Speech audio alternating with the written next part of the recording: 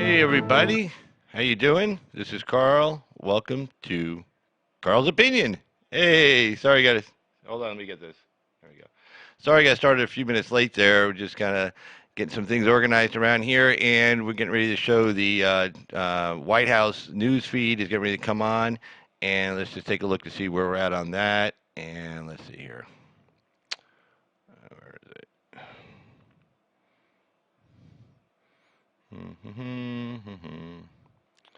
Let's see. To America, live stream starting soon.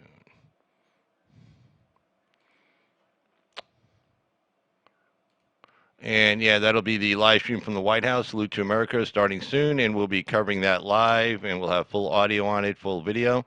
So if you're looking forward to that, I am. It should be starting in about 9 minutes. It's due to start at 6 p.m. Eastern Time, 3 o'clock Pacific.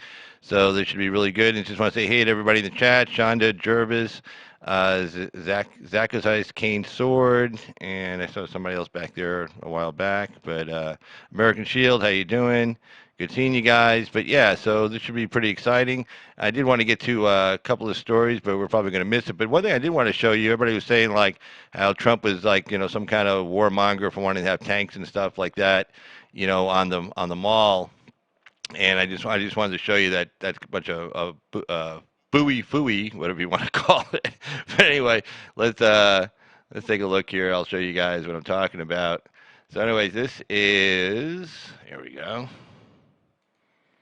All right, this is from Bastille Day. This is from July 14th, 2018. This is last year's Bastille Day celebration. And as you can see, they were plenty of armored vehicles, plenty of there was a flyover right before this, so there's plenty of armor here in the streets of France. And of course, I guess 'cause everybody says, oh, it's like a dictatorship, it's like Kim or Putin or Xi or so Mao, the big military parades and the communists. Well, these are the French. This is Paris. This is just last year. They do this every single year, in fact, and they do a really good job of it as well. So this is Paris, France, right here. This is them, having a good time, showing their armored vehicles, and you can see some full main battle tanks coming down the street here in a couple of minutes here. And so, I mean, the idea that Trump is being some kind of warmonger by wanting a couple of M1 Abrams tanks and a couple of Bradley fighting vehicles, on the July 4th celebration, is a bunch of nonsense. Again, this is Bastille Day in France. It's from July 14th of last year. That's their Independence Day. Ours was July 4th, 1776. Theirs was July 14th, 1789. So they weren't that far behind us. And Bastille Day represented when they stormed the Bastille, which was the infamous prison I believe, in Paris.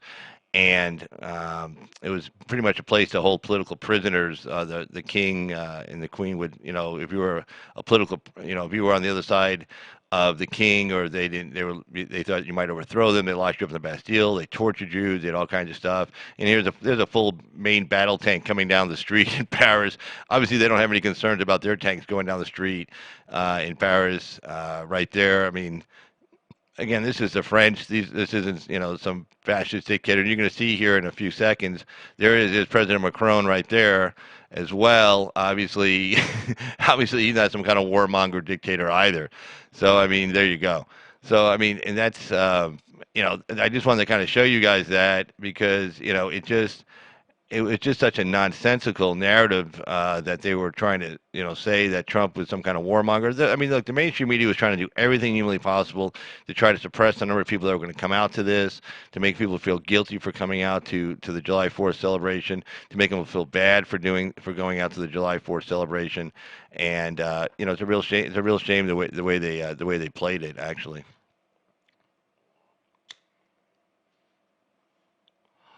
But it looks like it's going to be a really good celebration nonetheless. And they got they have the flyover. They're gonna have the flyover of the Blue Angels. They're gonna have Air Force One is supposed to fly through there. Hopefully it doesn't rain. It's supposed to be 50% chance of showers, and hopefully that doesn't occur. So we'll be waiting to see how that happens. But I got it queued up so that as soon as it comes on, we can just go right to it. Again, it starts at 6 p.m. Eastern. That's going to be the direct from the White House feed, so we'll be able to watch everything. I'm sure the White House, is going to have the best camera positioning and everything else like that. So it's definitely worth, going through the White House feed on this.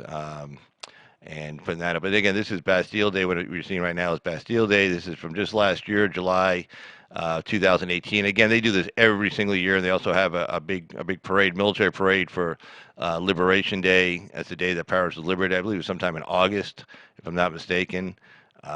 You see how proud these French troops are. Driving up in these tanks and armored vehicles, and it brings out big crowds every year. I mean, it's just huge in France. They wouldn't even think twice about. If somebody said, "Well, gee, maybe we shouldn't have any tanks rolling down the boulevard." I mean, somebody would throw something at your head. I mean, I don't care how liberal you are, how conservative you are in France. Everybody's very proud of their country.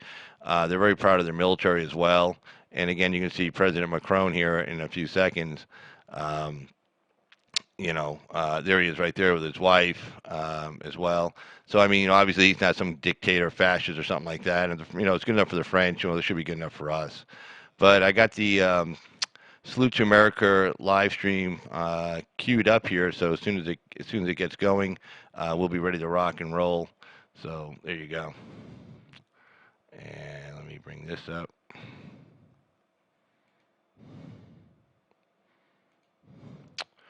All right. And so basically, Joe Biden was in, everybody says, oh, we don't want to politicize July 4th. Well, every Democratic candidate is out today marching in separate cities July 4th events. These aren't separate, campaign rallies they're having away from a July 4th event. This is actually, the real deal. Here, let me pull this off here. I mean, this is actually, real deal. Intruding themselves into somebody in some cities, like in this case, Independence, Iowa.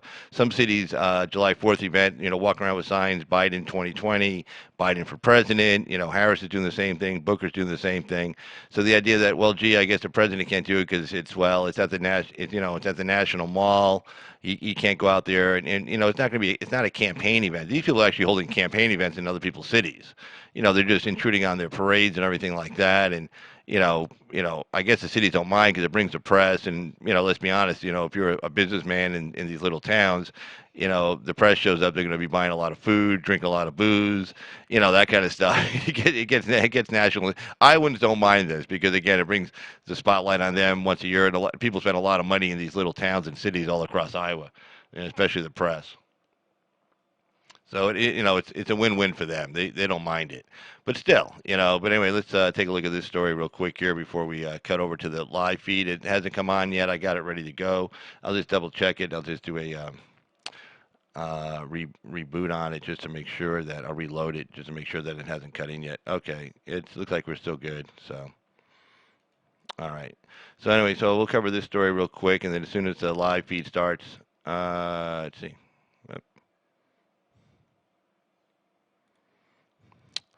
All right, here we go. Independence, Iowa. Hundreds flocked to the sidewalks to watch this year's 4th of July parade in Independence, Iowa, and catch a glimpse of several 2020 Democratic candidates. Again, they're on their parade. But not all of the attendees were offering encouraging words as current primary frontrunner Joe Biden jogged down the town's 2nd Street. He was met with cheers from supporters as well as mockery from some critics. "Where's your walker?" one spectator yelled as others around him jeered, "Trump, Trump," when Biden passed by. And there you go. See, this is them not politicizing the July 4th. I mean, there's a bunch of people organized walking down the street in the parade with a sign Biden for president.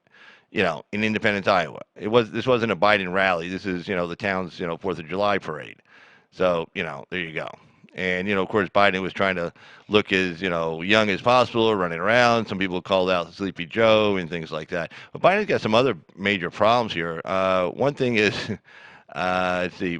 Back in '75, Biden was against real asylum seekers, namely South Vietnamese who were leaving South Vietnam. With the fall of South Vietnam, and the North were coming in, and everybody knew what they were going to do to the people who had worked with the United States. They were going to kill them. They were going to torture them. They're going to lock them up.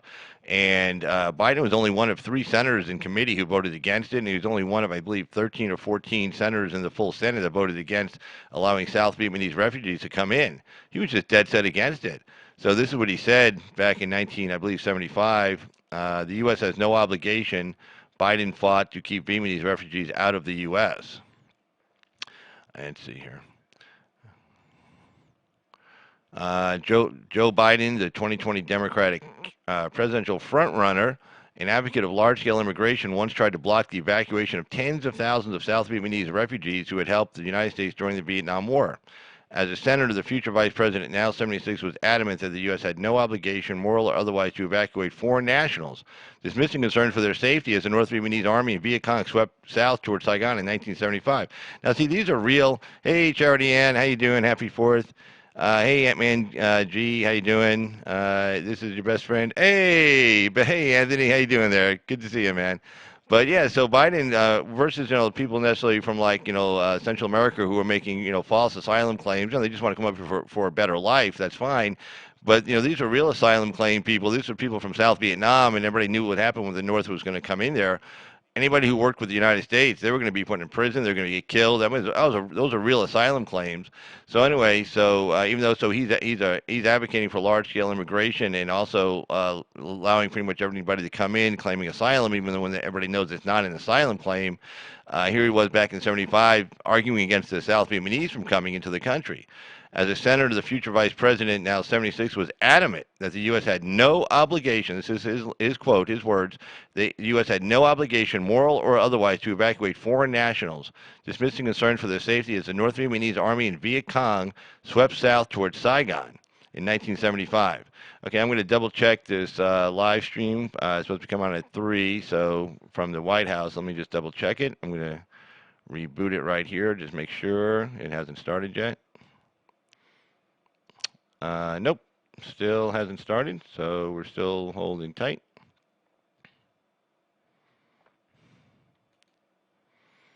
All right, so as soon as that comes up, we'll bring it right to you. And yeah, it still hasn't come up yet, so I'm keeping an eye on it, though. Keeping an eye on the White House feed. Let's see, who's this guy? Damn it, turn my back for 1 second. What's this? I hope he gets impeached. I don't know if it's impeached. Oh, well, that's nice. Yep. Well, see you later. Have a nice day. Oh, yeah, Charity, you don't need to do a timeout on somebody. You can just 86 them. Yeah. So, yeah, I always say timeouts are for kids, for children, and anybody comes on here, if they're a child, they shouldn't be here. And if they're an adult, what's that saying? Whores don't get second chances. So there you go. Yeah, so he's 86. So yeah, we don't need that. Let him go over to some leftist site and be miserable for the rest of his life. I'm sure he can find someone else to be miserable with. Anyway. Let's see. So Biden's position was in stark contrast to the one he took nearly 30 years ago over Iraqi and Afghan interpreters who'd worked for the U.S. forces. So back during the Vietnamese days, Vietnam days, he was like, oh, we can't let them in. And then 30 years later, he's saying, oh, we got to let these Iraqi and Afghan interpreters in. So he goes, we got. Then all of a sudden he goes, well, we owe these people. Back in 2012, they put their lives on the line for the United States, just like the Vietnamese had done. Biden said in 2015 that keeping Syrian refugees out of the U.S. would be a win for ISIS, and tweeted in 2017 that we must protect, support, and welcome refugees to maintain the promise of America.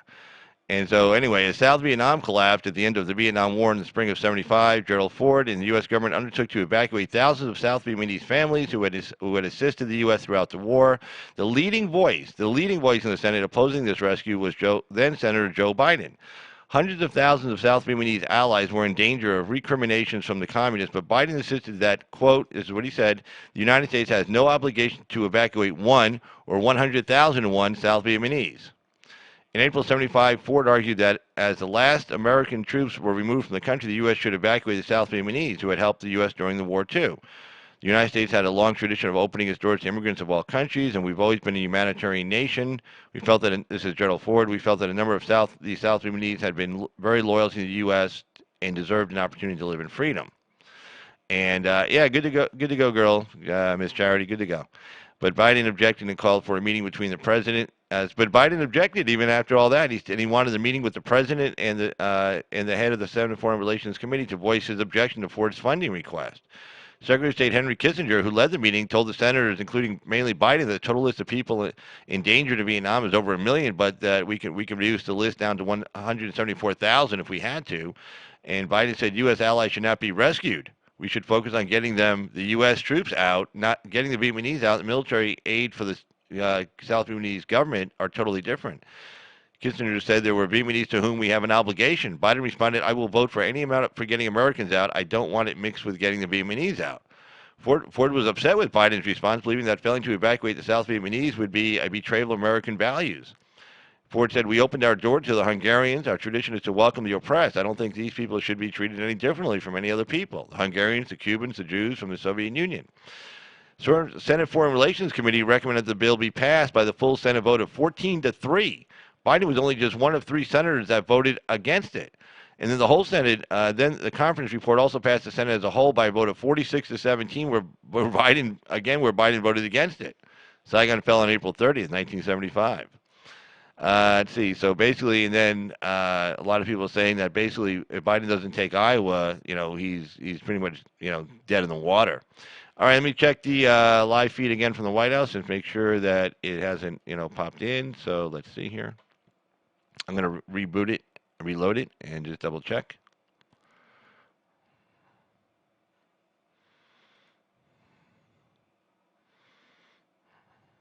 Live stream starting soon.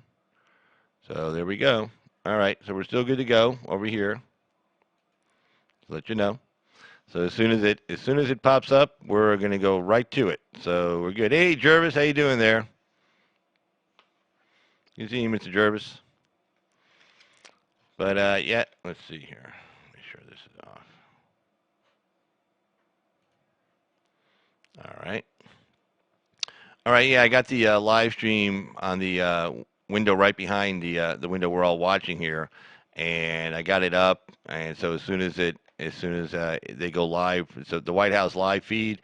As soon as that comes up, the Fox live feed's not coming on until 3:30. So I was going to do the Fox live feed on YouTube, but that wasn't coming up till 3:30. And I saw the White House was starting at 3, but it looks like they're starting a little bit late. So maybe it's the weather or something like that.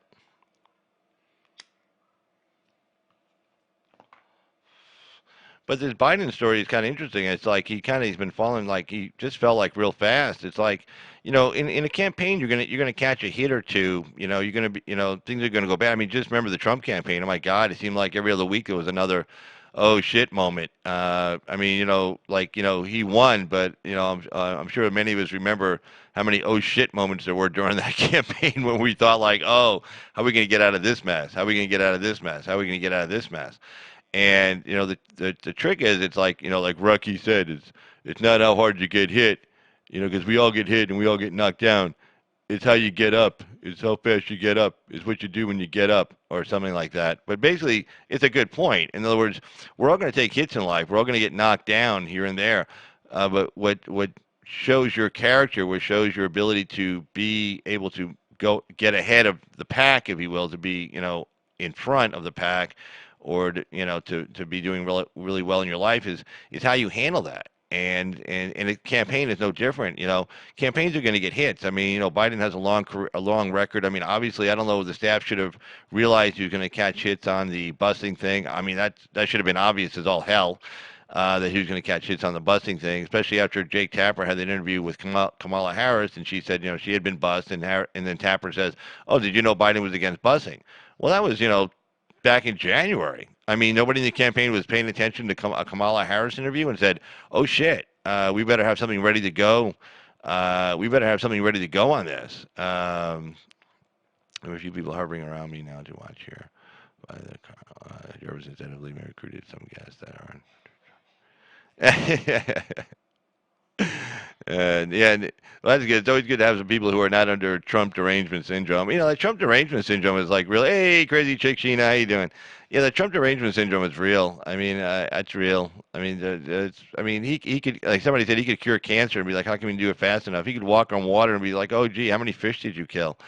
I mean, it's just really amazing. I mean, even Omar, I covered this last night. Even Ilhan Omar said, well, technically, President Trump's doing the same policies that President Obama did when it came to immigration. I mean, even she recognized it. She's like, well, it's really the same policies that President Obama was doing, and nobody was bitching about that. But now he does the same thing. It's like, oh, the only difference is that now instead of like maybe at worst case scenario, 1,000 coming across a day with, and mainly back during Obama's years, except for a couple of big pushes, a lot of them were single men. But now it's over 4,000 a day. So these facilities that were built to handle less than 1,000 a day are just overwhelmed. And it's like, oh, it's so inhumane how they're treating them. It's like, well, just tell them to stop coming. Look, these are fake asylum claims, and I can get to the law on asylum. I pulled that up. Um, what it says what asylum is, and see if maybe I'll get to it after the whole Trump thing. But none of these people are qualifying for asylum. I mean, like the guy, wanting to work in a better pizza place in the United States versus the pizza place in El Salvador is not a reason to be granted asylum. The guy who died, trying to cross the river, trying to take his 2-year-old daughter across a river. That's insane. I mean, if that kid had lived, if they had both lived, that'd be like a CPS case. The father would have been held responsible. I mean, who throws your 2-year-old kid into a river and tries swimming across it? That's insane. I mean, no life vest, no boat, no nothing, and he's going to try to handle the currents of the river. I mean, that's just ridiculous. But yeah, we're to blame for that. But no, I mean, this guy. I mean, they interviewed his mom. Associated Press found his mom down in El Salvador, and they interviewed her, and she said he wasn't seeking asylum. He didn't need asylum. He was going to lie when he got here and say, "Oh, I need asylum," but that was a lie. It wasn't true.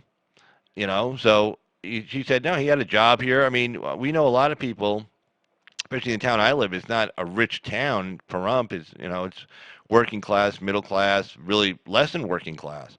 And there are a lot of people here who work at convenience stores or work at, say Walmart or Home Depot or work at pizza places, in fact, and are married, have a kid, and they struggle.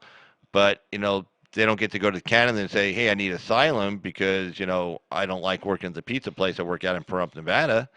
The Canadians would laugh them out. I agree, Karen. It should be well. Actually, I think they do. They call it Trump anxiety something like Trump anxiety syndrome or Trump anxiety something. But yeah, I mean, exactly. Yeah, I agree. Yeah, yeah, crazy chick Sheena. Yeah, definitely. I mean, if you put your child in harm's way like that, that's child abuse. That's child abuse and neglect. I mean, in Nevada, that probably and the kid died, and say that guy lived, that's a felony.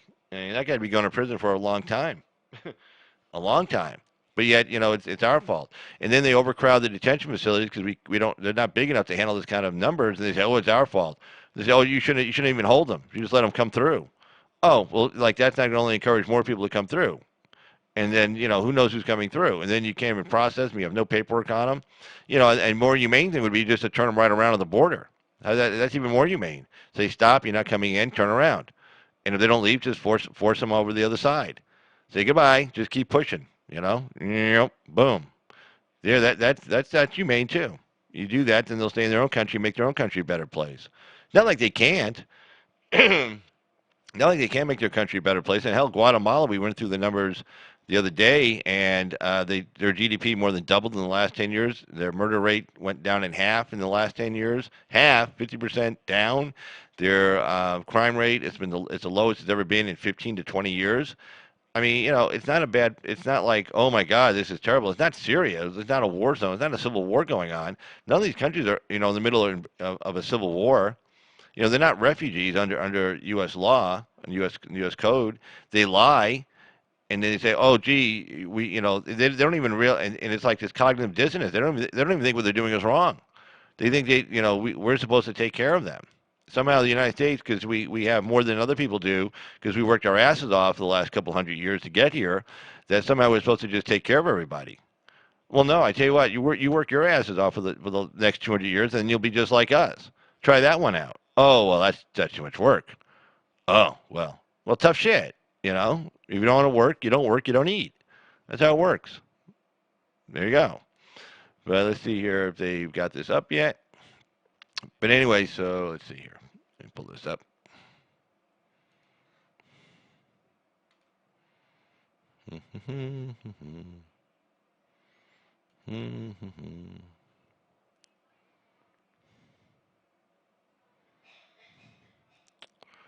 Yeah, it's like 5,000 people waiting also. Started streaming 38 minutes ago, but it's not streaming anything yet. It says starting soon. So yeah, so they must be having. Hey, I totally understand this. It's like trying to when you trying to get one of these things up and going. Sometimes it's like it's not always the easiest thing in the world. There's always something going on that's not on camera, and like you have to deal with it. And it's like and then like shit, we're late. You know, so let's see. Oh my God, Charlie, this is sad. Let's see. What, oh, let me see what you wrote there, Charity. Let's see. Why is it okay for them, but I know a mom lost her children for it?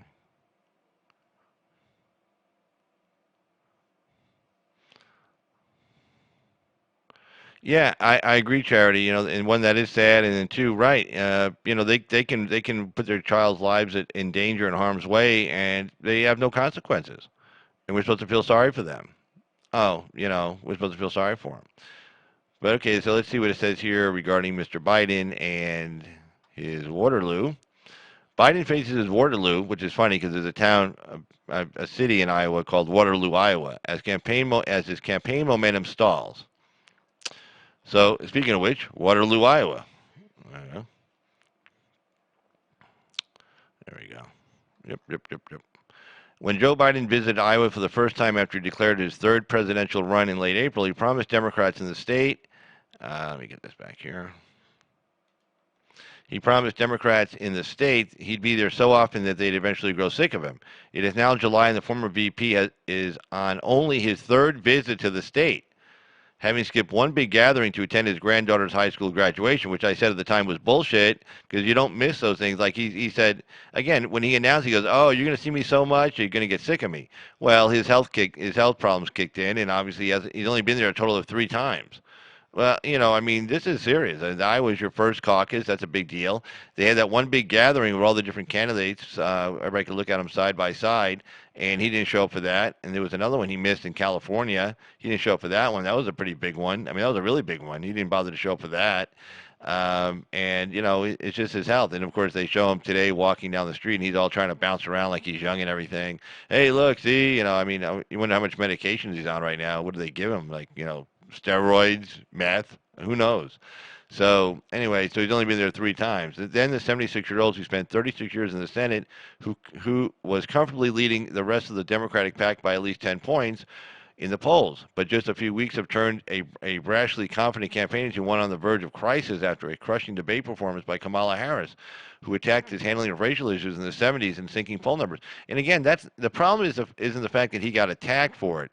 The problem is, what, they didn't see it coming? I mean, again, she just did an interview a couple months ago. Your staff, you're supposed to have people like assigned to each of the major candidates. I mean, if you just pick out the top three, Sanders, Warren, and Harris, and say, okay, you watch everything she's doing, every interview she gives, everything she says, and you watch, and then you assign somebody else to like, Warren, somebody else to Sanders, and that's how you do it. And then when you hear him say something like, oh, she tells her story about being being part of the busing situation, and then Tapper says, oh, by the way, did you know Biden was against it? Well, even if you didn't know at the time, you just heard it, and then you can just do what I did the other night to cover that story. You just go Google, and you just start pulling shit up.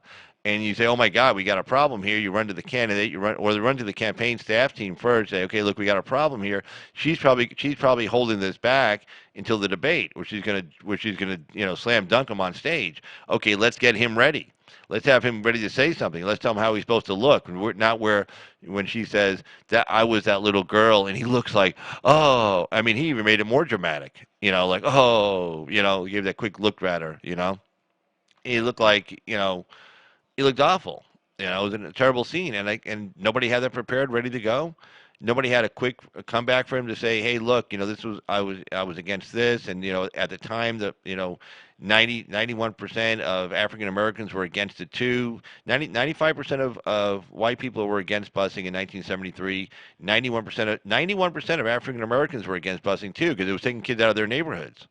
Back then those were decent neighborhoods. I mean, they had real neighborhoods. I mean, not like today. It was like, gangs and stuff. I mean, people lived there. People walked to school. People walked to the store. People did stuff, and the parents didn't like it. The kids didn't like it. Nobody liked it. Nobody wanted to be bused across town to some other school with a bunch of strangers and strange teachers they didn't know.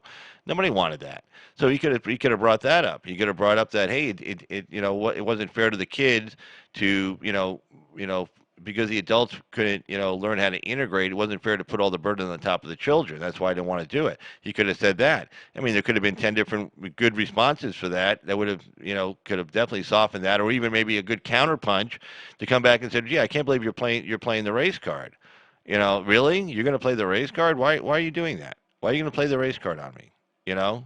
Why would you? I mean, he could have 10,000 differently. So Biden wouldn't be able to mentally or physically handle. I totally agree, Karen. Here we go. Hold on. Shit.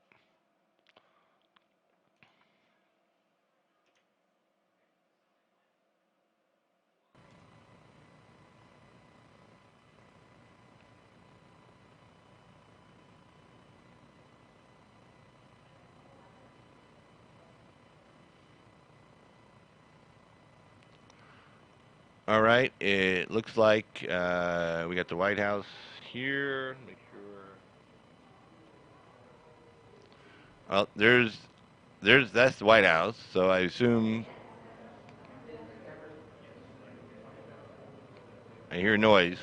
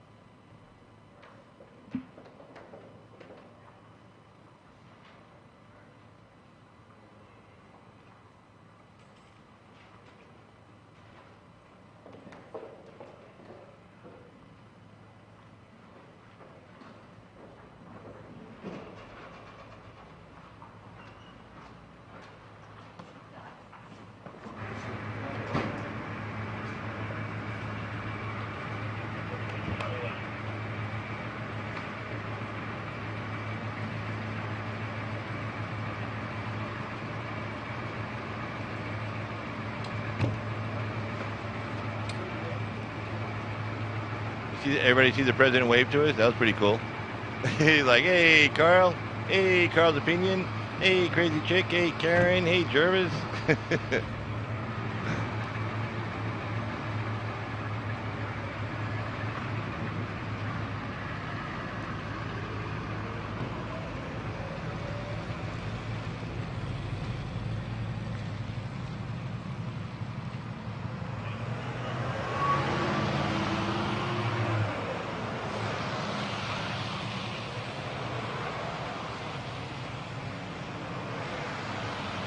And there's the presidential motorcade heading out to the July 4th events.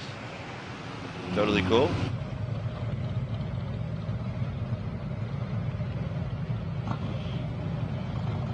U.S. U.S. U.S. U.S. U.S. U.S. U.S. U.S. Yay!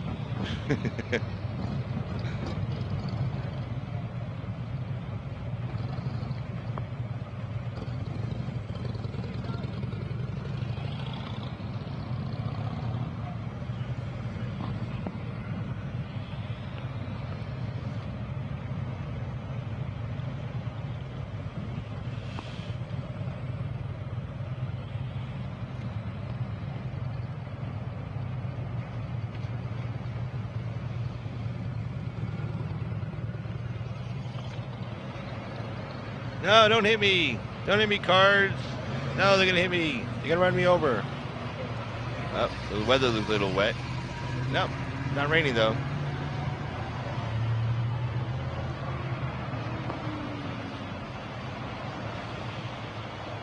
Yeah, a little rain.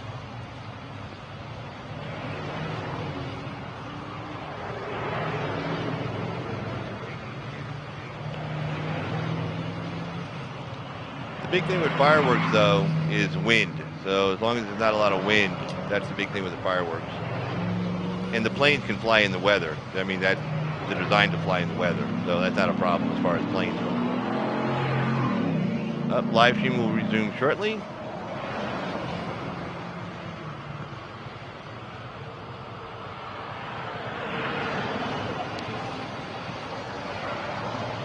And we'll stay right on this.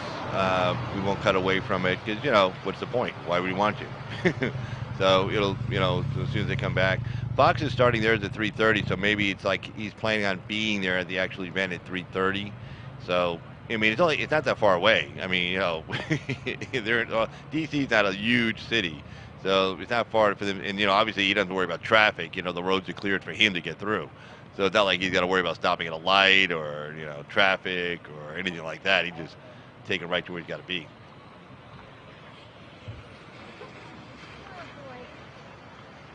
Which side of the car was he on? Your side? You couldn't tell? Hey, Rocky, how you doing?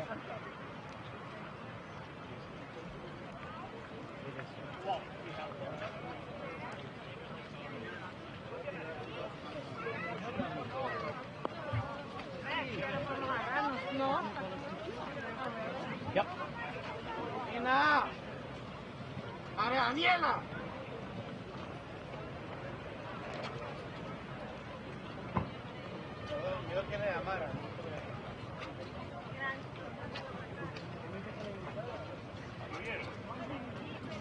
It's the motorcade again.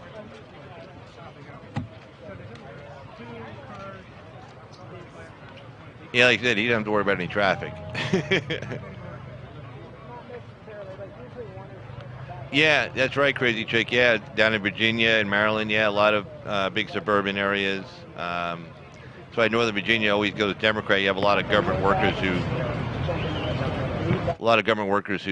live in Northern Virginia, and of course, the deep state people. That's where they live. So that's why the northern part of Virginia generally goes.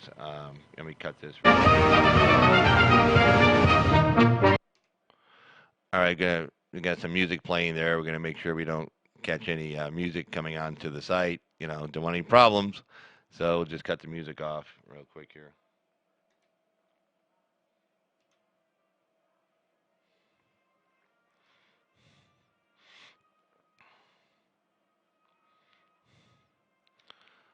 That looks gorgeous.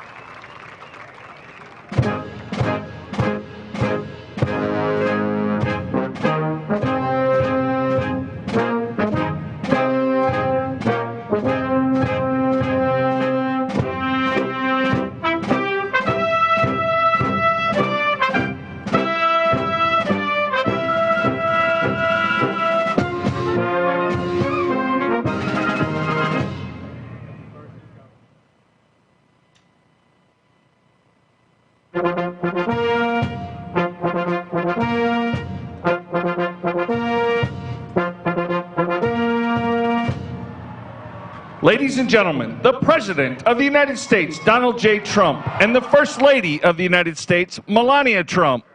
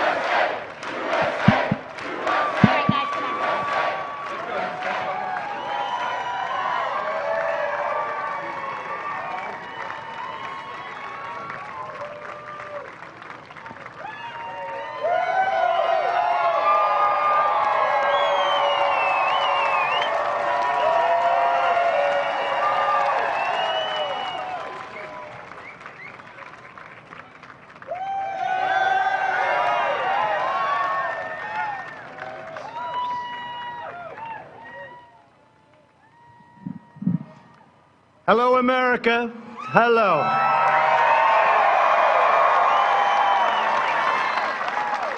The First Lady and I wish each and every one of you a happy Independence Day on this truly historic 4th of July.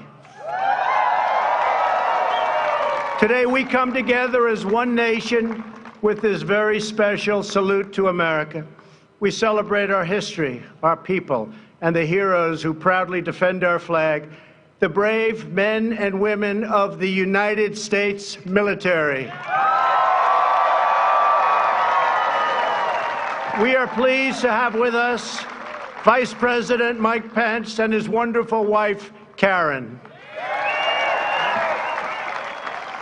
We're also joined by many hardworking members of Congress, Acting Secretary of Defense Mark Esper, and many other members of my cabinet, and also the Chairman of the Joint Chiefs of Staff, General Joe Dunford. Thank you. Thank you.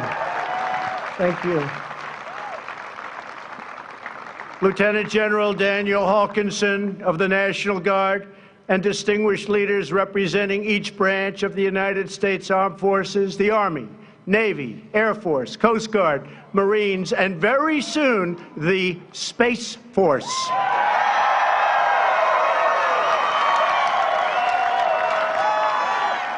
As we gather this evening, in the joy of freedom, we remember that all share a truly extraordinary heritage. Together, we are part of one of the greatest stories ever told, the story of America. It is the epic tale of a great nation whose people have risked everything for what they know is right and what they know is true. It is the chronicle of brave citizens who never give up on the dream of a better and brighter future. And it is the saga of 13 separate colonies that united to form the most just and virtuous republic ever conceived. On this day, 243 years ago, our founding fathers pledged their lives, their fortunes, and their sacred honor to declare independence and defend our God-given rights.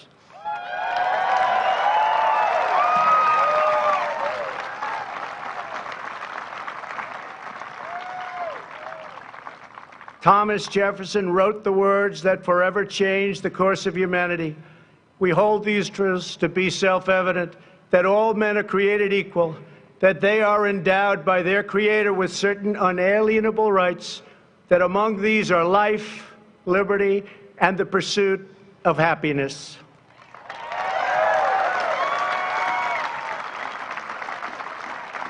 With a single sheet of parchment and 56 signatures, America began the greatest political journey in human history.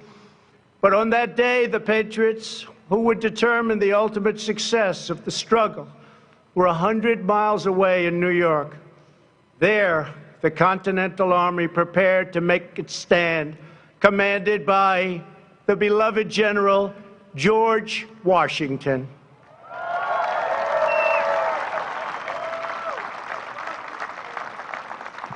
As the delegates debated the Declaration in Philadelphia, Washington's army watched from Manhattan as a massive British invading fleet loomed dangerously across New York Harbor. The British had come to crush the revolution in its infancy. Washington's message to his troops laid bare the stakes. He wrote, "The fate of unborn millions will now depend under God on the courage and conduct of this army.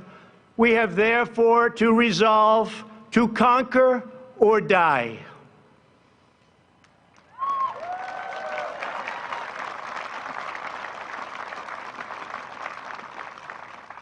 Days later, General Washington ordered the Declaration read aloud to the troops. The assembled soldiers just joined an excited crowd running down Broadway. They toppled a statue of King George and melted it into bullets for battle. The faraway king would soon learn a timeless lesson about the people of this majestic land. Americans love our freedom, and no one will ever take it away from us.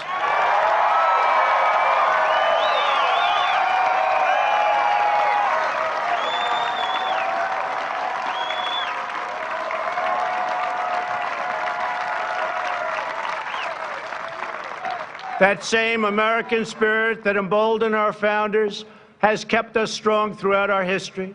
To this day, that spirit runs through the veins of every American patriot.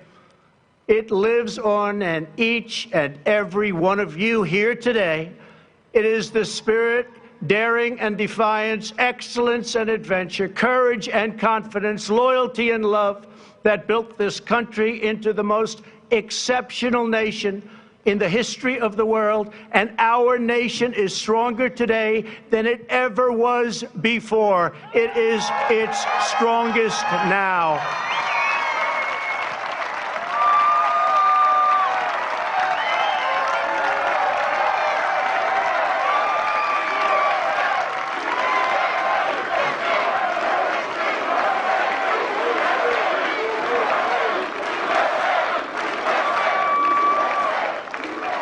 That same righteous American spirit forged our glorious Constitution.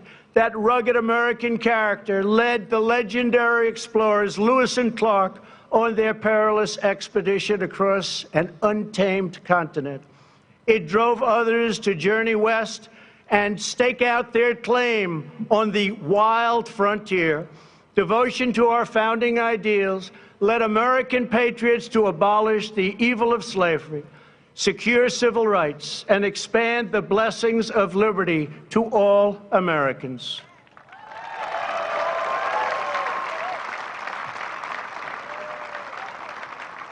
This is the noble purpose that inspired Abraham Lincoln to rededicate our nation to a new birth of freedom and to resolve that we will always have a government of, by, and for the people.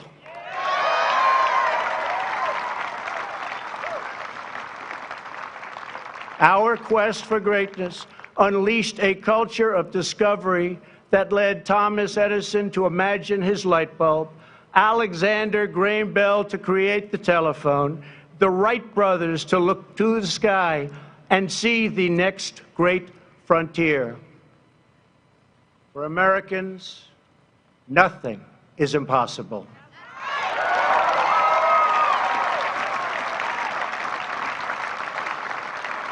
Exactly 50 years ago this month, the world watched in awe as Apollo 11 astronauts launched into space with a wake of fire and nerves of steel and planted our great American flag on the face of the moon. Half a century later, we are thrilled to have here tonight the famed NASA flight director who led mission control during that historic endeavor, the renowned Gene Kranz.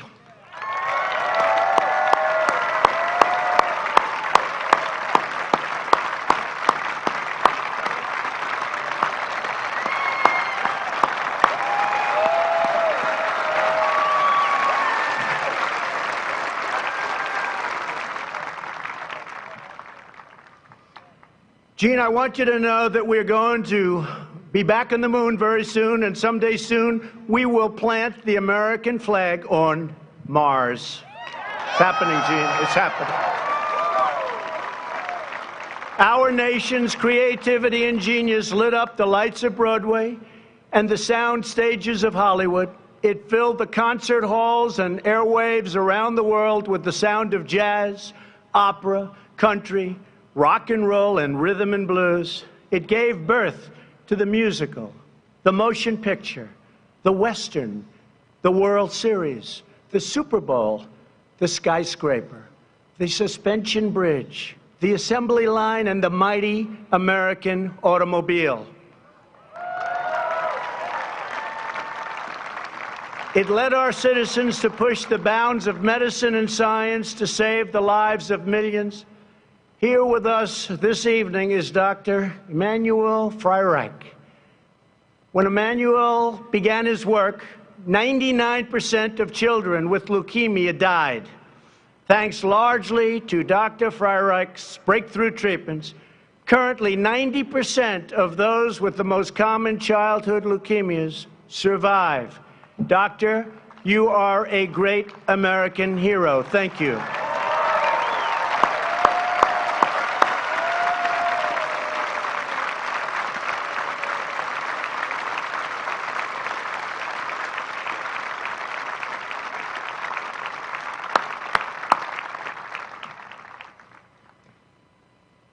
Americans always take care of each other.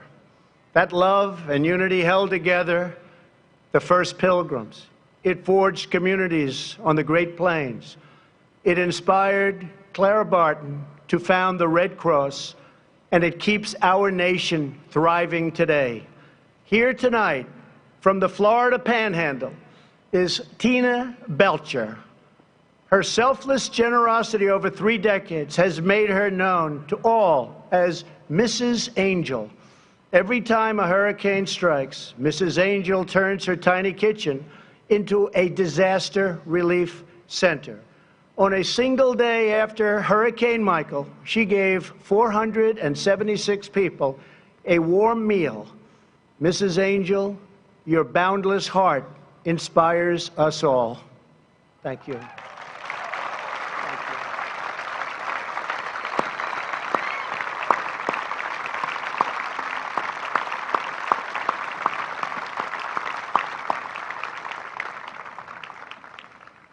Thank you very much. From our earliest days, Americans of faith have uplifted our nation. This evening, we are joined by Sister Deirdre Byrne. Sister Byrne is a retired Army surgeon who served for nearly 30 years. On September 11, 2001, the sister raced to ground zero. Through smoke and debris, she administered first aid and comfort to all. Today, Sister Byrne runs a medical clinic serving the poor in our nation's capital.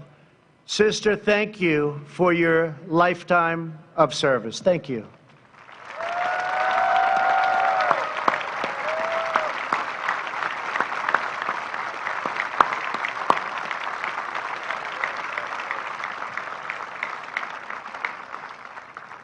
Our nation has always honored the heroes who serve our communities. The firefighters, first responders, police, sheriffs, ICE, Border Patrol, and all of the brave men and women of law enforcement. On this July 4th, we pay special tribute to the military service members who laid down their lives for our nation. We are deeply moved to be in the presence this evening of Gold Star families whose loved ones made the supreme sacrifice. Thank you. Thank you.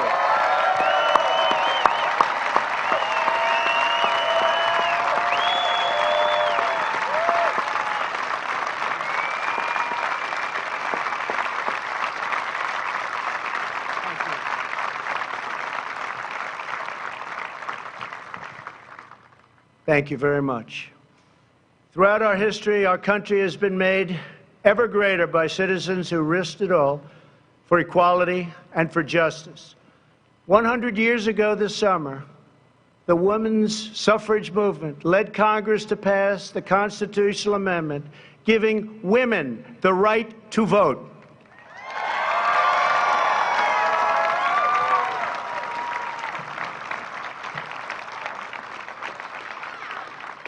In 1960, a thirst for justice led African-American students to sit down at the Woolworth lunch counter in Greensboro, North Carolina. It was one of the very first civil rights sit-ins, and it started a movement all across our nation. Clarence Henderson was 18 years old when he took his place in history. Almost 6 decades later, he is here tonight in a seat of honor. Clarence, thank you for making this country a much better place for all Americans.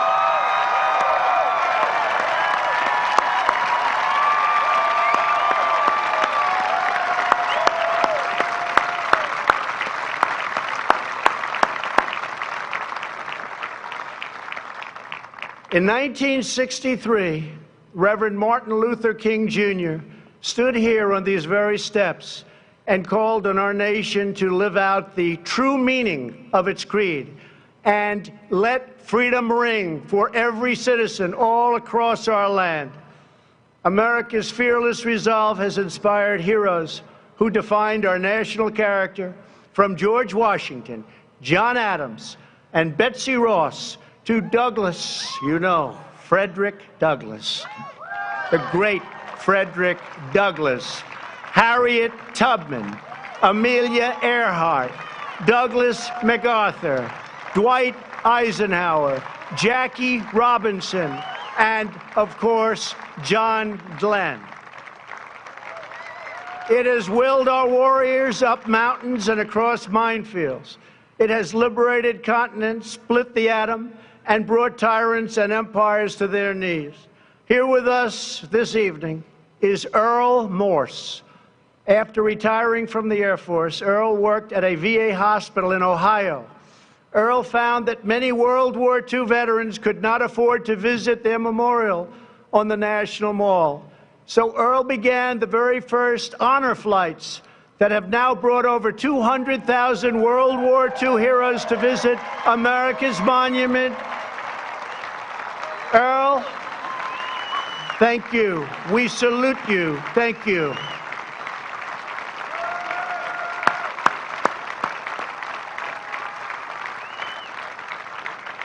Thank you. Thank you, Earl. Thank you. Thank you. Our warriors from a hallowed roll call of American patriots running all the way back to the first souls who fought and won American independence. Today, just as it did 243 years ago, the future of American freedom rests on the shoulders of men and women willing to defend it. We are proudly joined tonight by heroes from each branch of the U.S. Armed Forces, including 3 recipients of the Congressional Medal of Honor. Thank you.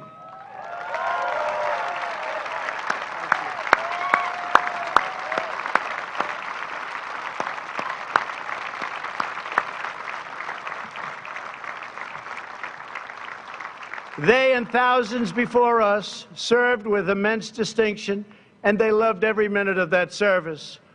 To young Americans across our country, now is your chance to join our military and make a truly great statement in life, and you should do it.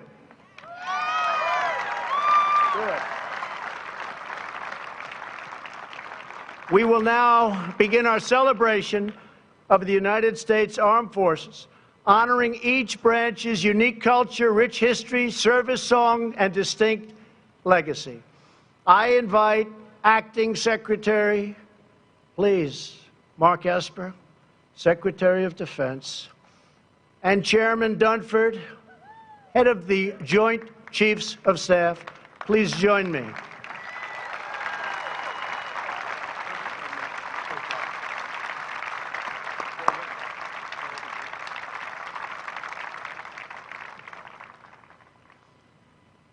In August of 1790, by request of George Washington and Alexander Hamilton, Congress established a fleet of 10 swift vessels to defend our shores. These revenue cutters would fight pirates, stop smugglers, and safeguard our borders. They are the ancestors of our faithful Coast Guard.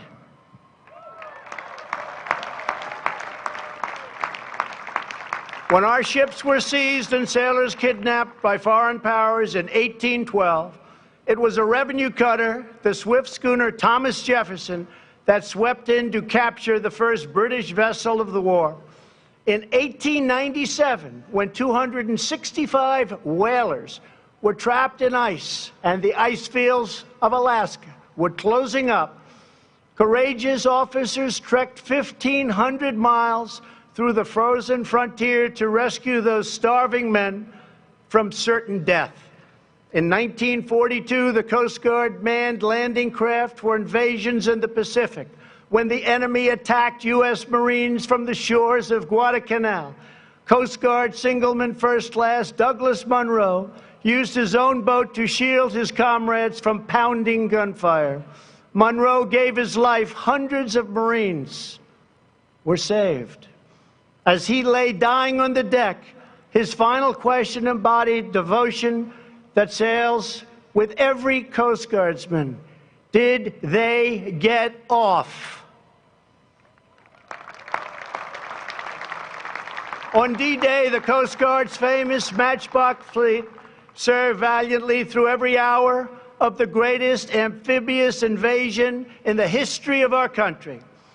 One coxswain said the water boiled with bullets like a mud puddle in hailstorm, but still the Coast Guard braved death to put our boys on Utah and Omaha beaches.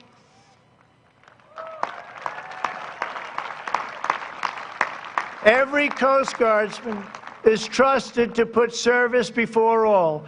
Coasties plunge from helicopters and barrel through pouring rain and crashing waves to save American lives. They secure our borders from drug runners and terrorists. In rough seas, at high speeds, their sharpshooters take out smugglers' engines with a single shot. They never miss.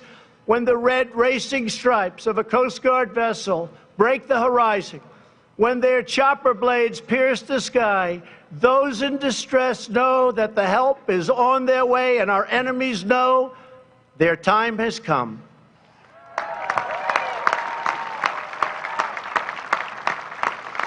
These guardians of our waters stand semper paratus. They are always ready. They are the United States Coast Guard.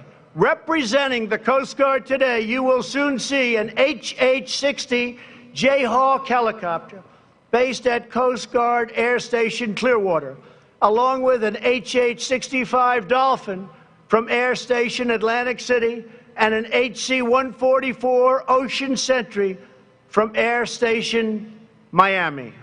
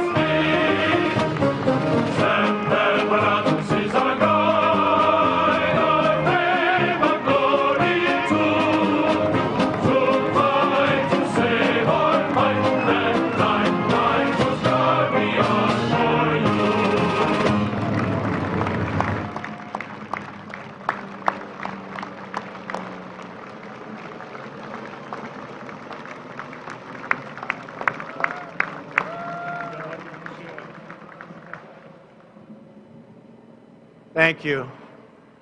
Thank you to the Coast Guard. On a cold December morning in 1903, a miracle occurred over the dunes of Kitty Hawk, North Carolina, when two bicycle makers from Ohio defied gravity with a 12-horsepower engine, wings made of cotton, and just a few dollars in their pockets. Just 6 years later, America was training its first pilots to take these magnificent machines up and over the field of battle. In World War I, our flyboys rushed the skies of Europe, and aces like Eddie Rickenbacker filled hearts and headlines with tales of daring duels in the clouds. General Billy Mitchell saw the promise of this technology and risked court-martial in his quest for an independent Air Force. He was proven right. When empires across the oceans tried to carve up the world for themselves, and America stood in the way, we wouldn't let it happen.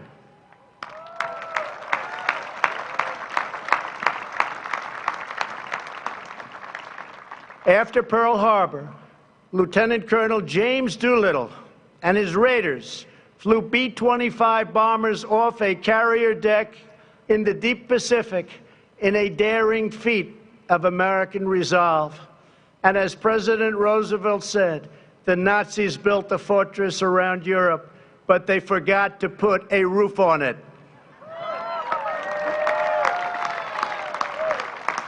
So we crushed them all from the air. 177 Liberator bombers flew dangerously low through broad daylight without fighter protection to cripple the Nazi war machine at Ploesti. More than 300 airmen gave their lives to destroy the enemy oil refineries, and 5 pilots were awarded the Congressional Medal of Honor for their actions in that single raid. It was Airman Chuck Yeager who first broke the sound barrier. It was airmen like Gus Grissom and Buzz Aldrin who traded their Sabre jets for rockets to the stars. And it is our incredible airmen today who wield the most powerful weapon systems on the planet Earth. For over 65 years, no enemy air force has managed to kill a single American soldier, because the skies belong to the United States of America.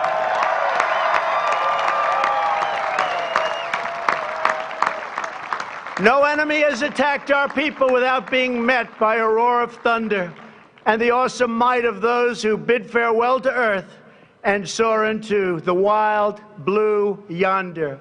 They are the United States Air Force. Representing the Air Force, you will soon see beautiful, brand new F-22 Raptors from Langley Air Force Base in Virginia,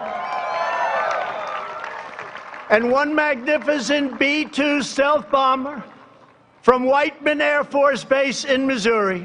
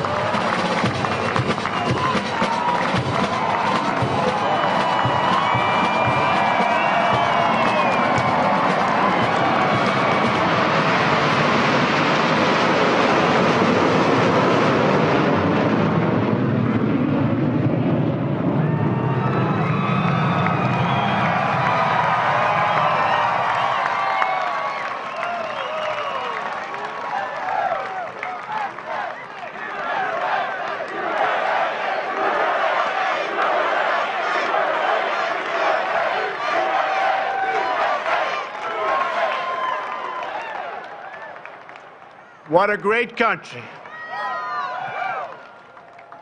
In October of 1775, the Continental Congress ordered the construction of 2 swift sailing vessels, each carrying 10 cannons and 80 men to sail eastward.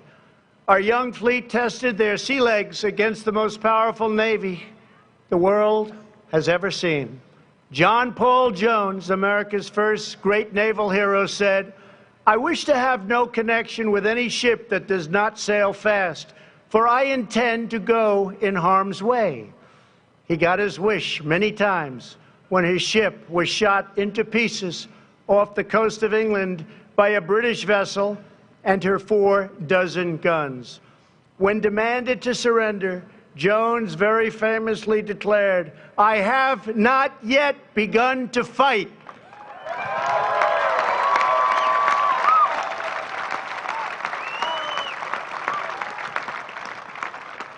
When our Navy begins fighting, they finish the job. The War of 1812, Captain James Lawrence fell with his brothers on the USS Chesapeake. His dying command gained immortality. Don't give up the ship.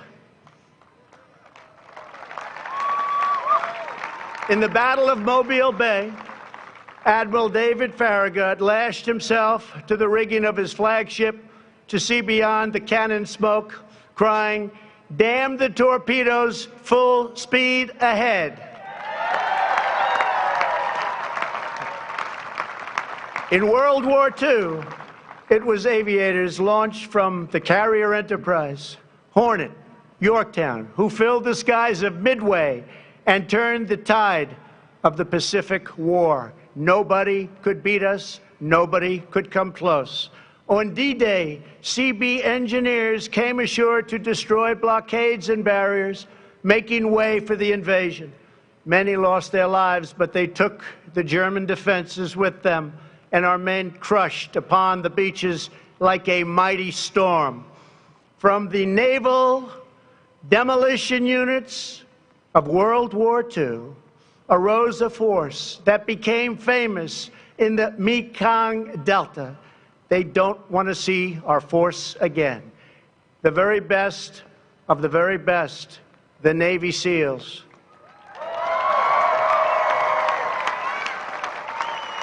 It was the SEALs who delivered vengeance on the terrorists who planned the September 11th attack on our homeland. It was the SEALs who stand ready to bring righteous retribution in mountain, jungle, desert to those who do us harm. America's sailors are not born. They are forged by the sea. Their traditions are rich with the salt and blood of 3 centuries. When Old Glory crests the waves of foreign shores, every friend and every foe knows that justice sails those waters. It sails with the United States Navy.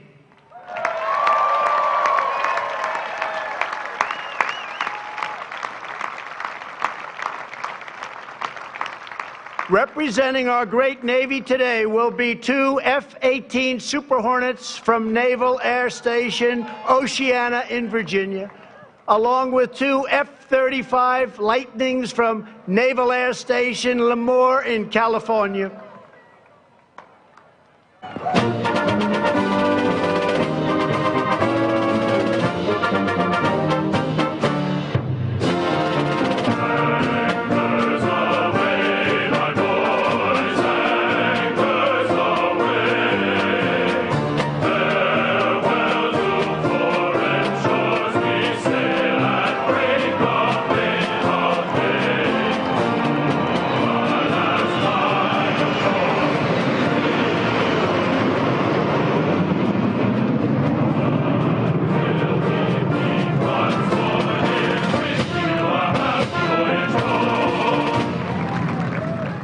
So great.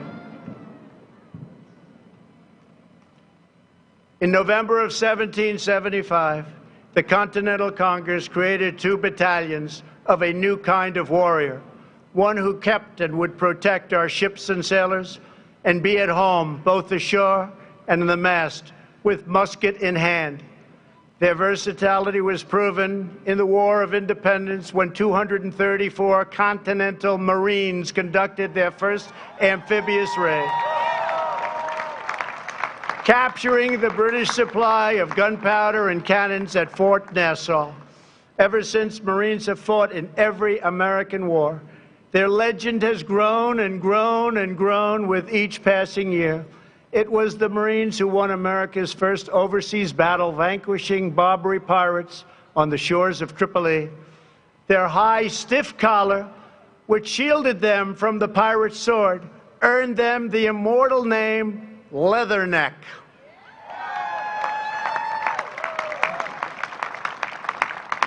It was the Marines who, after 2 long days of battle, marched through the halls of Montezuma. It was the Marines who took heavy casualties to kick the Kaiser's troops out of Belleau Wood in World War I, earning the title Devil Dogs. And it was the Marines who raised the flag on the black sands of Iwo Jima.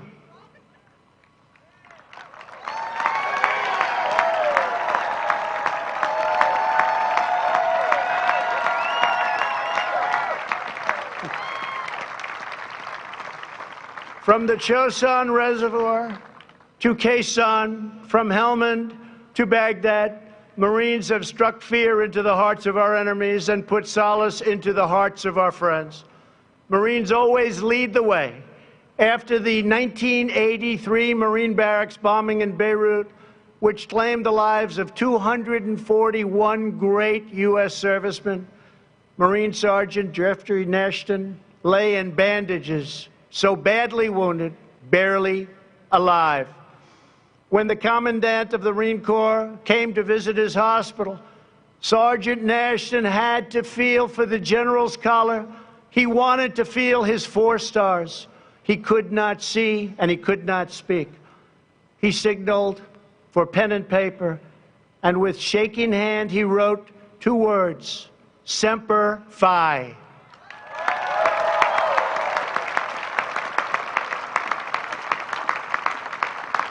That motto, Semper Fidelis, always faithful, burns in the soul of every Marine, a sacred promise the Corps has kept since the birth of our country.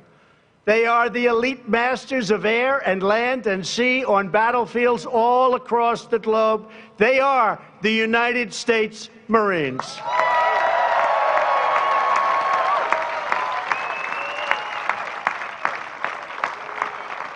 Representing the Marine Corps today will be a brand new VH-92, soon to serve as Marine One, along with 2 V-22 Ospreys from the famed HMX-1 helicopter squadron at Quantico, the Nighthawks.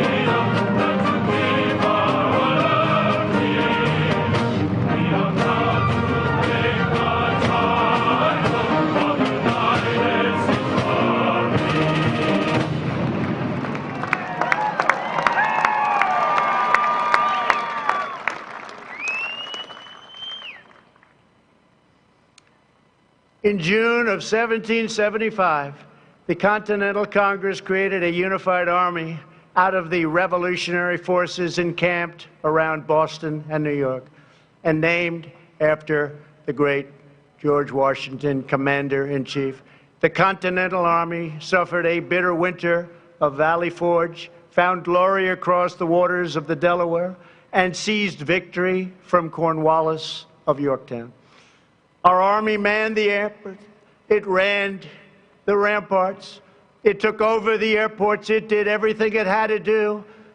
And at Fort McHenry, under the rocket's red glare, it had nothing but victory. And when dawn came, their star-spangled banner waved defiant.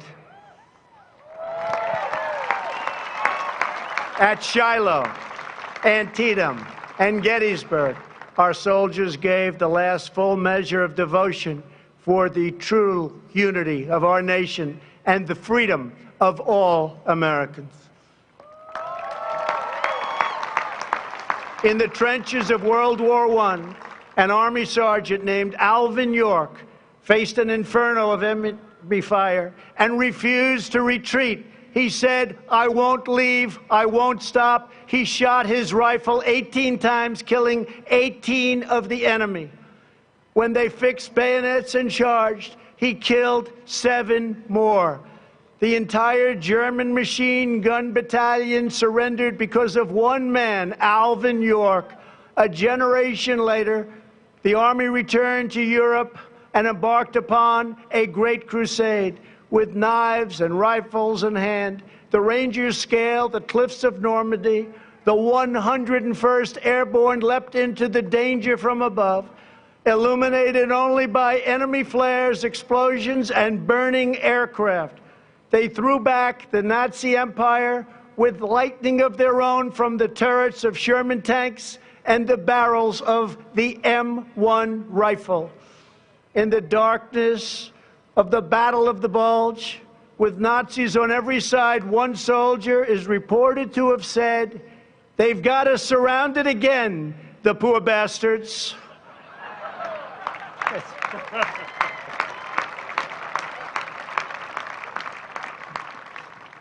Outnumbered American warriors fought through the bunkers of Pork Chop Hill and held the line of civilization in Korea.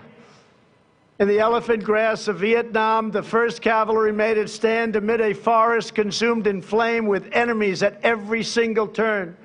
The Army brought America's righteous fury down to al-Qaeda in Afghanistan and cleared the bloodthirsty killers from their caves. They liberated Fallujah and Mosul and helped liberate and obliterate the ISIS caliphate just recently in Syria, 100% gone.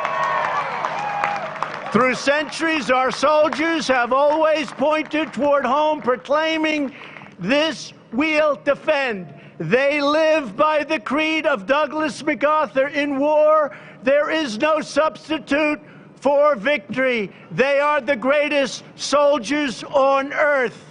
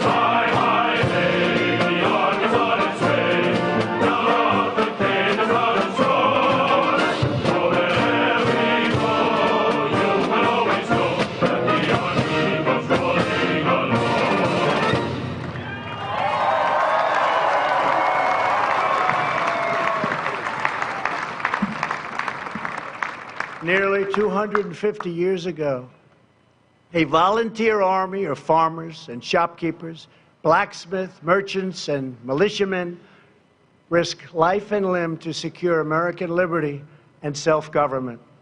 This evening, we have witnessed the noble might of the warriors who continue that legacy.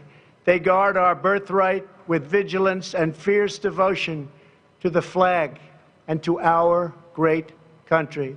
Now we must go forward as a nation with that same unity of purpose.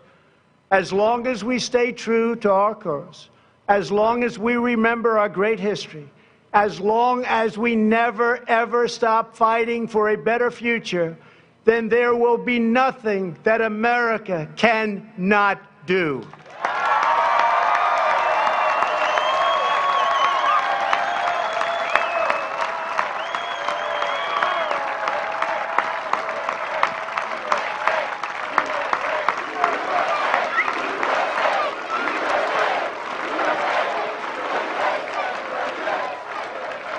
Thank you. We will always be the people who defeated a tyrant, crossed a continent, harnessed science, took to the skies, and soared into the heavens. Because we will never forget that we are Americans, and the future belongs to us. The future belongs to the brave, the strong, the proud, and the free. We are one people chasing one dream and one magnificent destiny. We all share the same heroes, the same home, the same heart, and we are all made by the same Almighty God.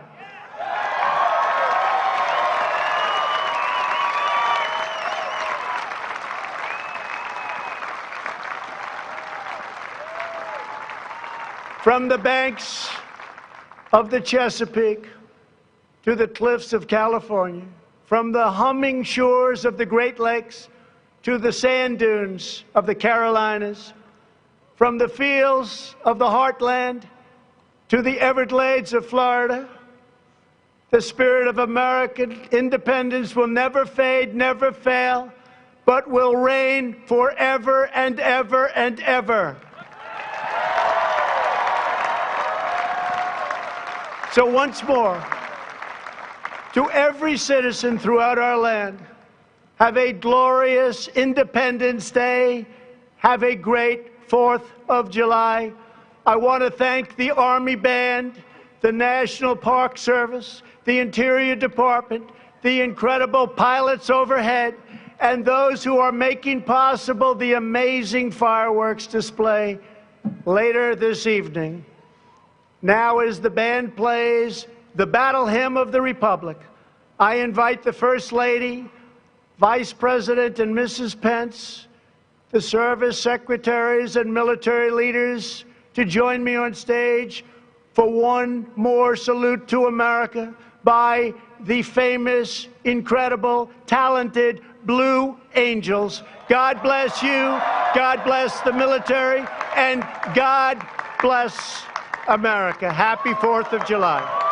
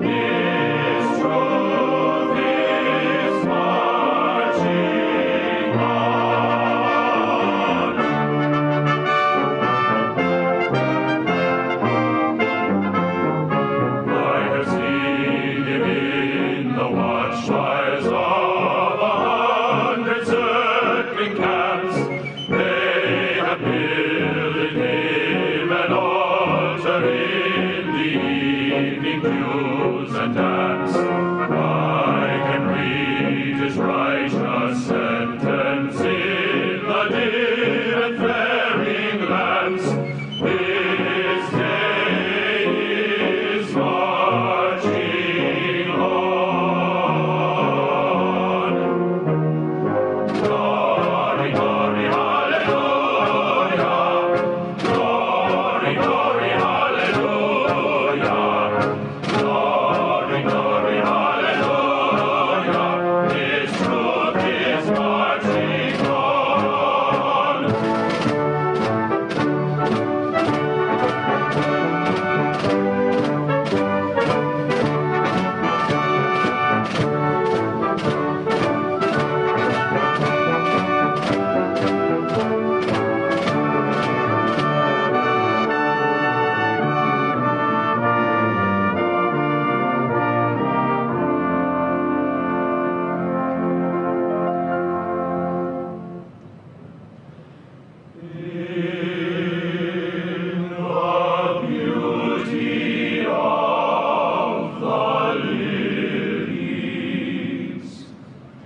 Christ was born across the sea, with our glory in his bosom that transfigures you and me. As he dies to make men holy, let us die to make men free, while God is marching on.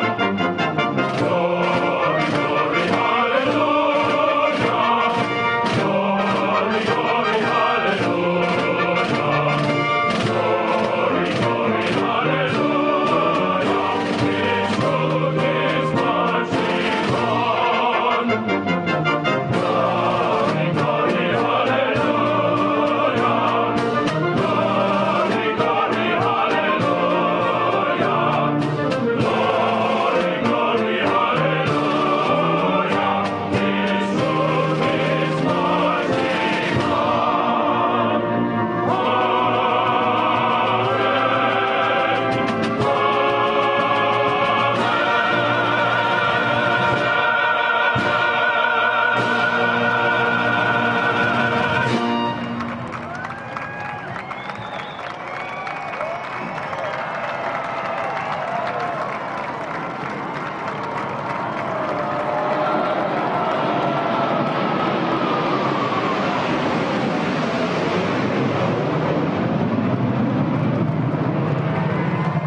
If tomorrow all the things were gone I'd worked for all my life, and I had to start again, it was my children and my wife.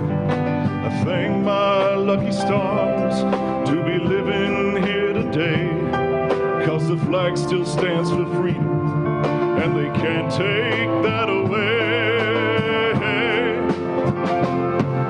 And I'm proud to be an American, where at least I know I'm free. And I won't forget the ones who died, who gave that right to me. And I gladly stand up next to you and defend her still today. 'Cause there ain't no doubt I love this land.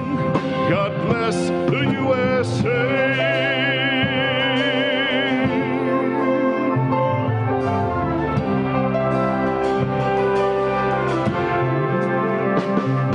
From the lakes of Minnesota to the hills of Tennessee, across the plains of Texas, from sea to shining sea, from Detroit down to Houston and New York to LA.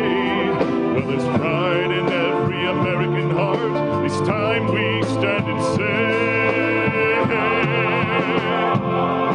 and I'm proud to be an American, where at least I know I'm free. And I won't forget the ones who died, who gave that right to me. And I gladly stand up next to you and defend her still today.